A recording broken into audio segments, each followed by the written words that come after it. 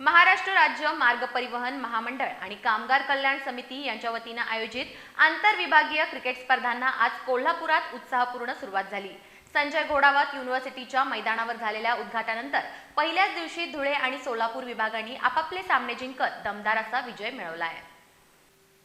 Sanjay Ghodawat university Atigre मैदानावर ST महामंडळ यांचं आंतरविभागीय क्रिकेट स्पर्धेचं औपचारिक उद्घाटन कोल्हापूर विभागाचे विभाग नियंत्रक अभय देशमुख यांच्या हस्ते संपन्न झालं। कार्यक्रमाला महामंडळातील अधिकारी आणि खेळाडू मोठ्या संख्येने उपस्थित होते। पहिल्या सामन्यात धुळे विभागानं नाणेफेक जिंकून प्रथम फलंदाजी करत 20 षटकात 7 बाद 184 धावा उभारल्या। पद्माकर बाबर, प्रवीण सोनवणे आणि योगेश धनगर यांनी महत्त्वपूर्ण खेळी केली। मुंबईतर्फे योगेश नरेनं 3 तर रोहन पाटीलनं 2 गडी बाद केले।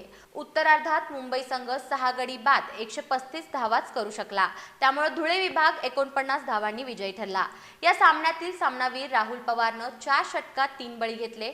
दुपारच्या सत्रात मध्यवर्ती कार्यशाळा छत्रपती संभाजीनगर संघानं प्रथम फलंदाजी करत 104 धावा घेतल्या, त्यातील 38 धावा प्रशांत चव्हाण यांनी केल्या।